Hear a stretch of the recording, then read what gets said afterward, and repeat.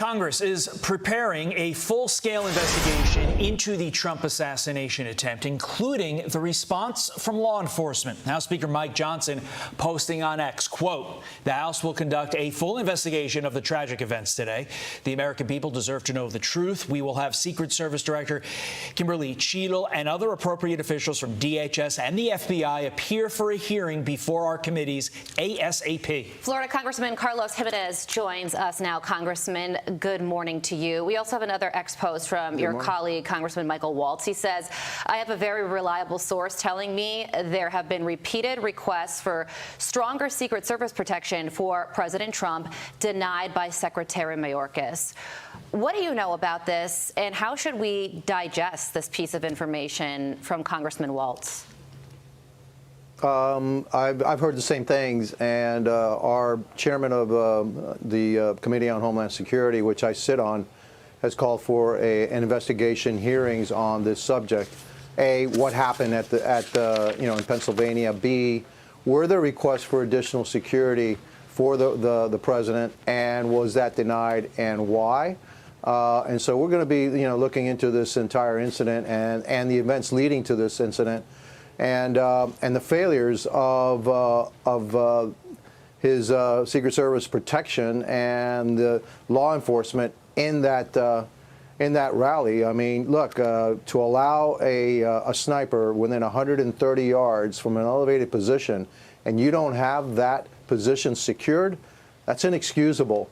I used to be a SWAT medic. I was one of the first SWAT medics in the United States, and I can tell you that we would start practicing to sniping against terrorists. We'd start at 100 yards, and I can tell you, and we shoot at balloons. That's not a hard shot, not hard shot at all. And that within 130 yards, elevated position, clear line to the president, and nobody is safeguarding that building. That's inexcusable. And so that's just one of the things we're going to be looking into as to what happened here and the failure of security to safeguard the president.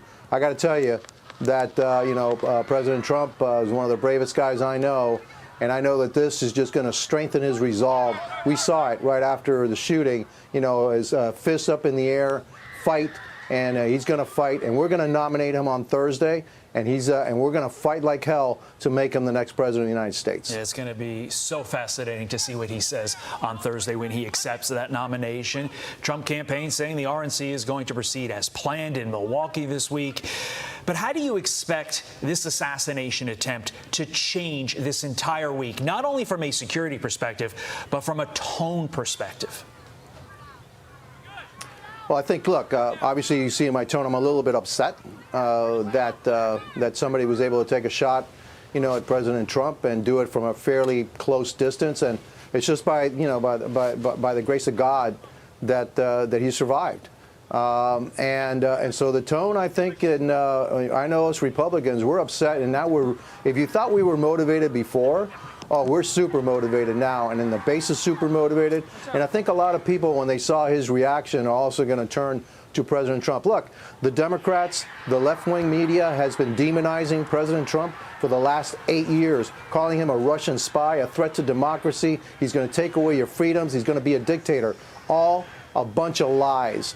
And now we're going to be fighting back even harder for President Trump. I'm thinking back to the Congressional baseball game shooting, and I remember that then House Speaker Paul Ryan and House Minority Leader Nancy Pelosi sat together to watch the game. They cheered on Team Scalise.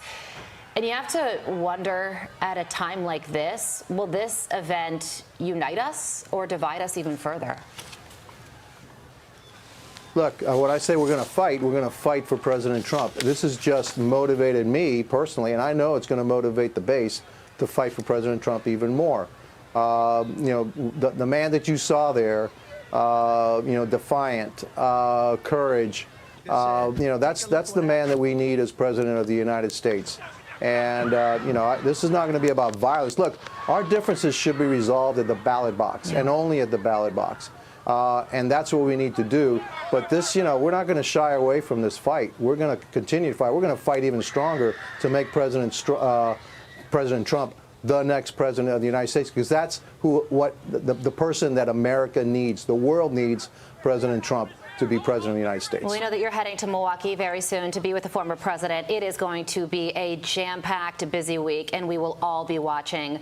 Congressman, thank you so much for joining us.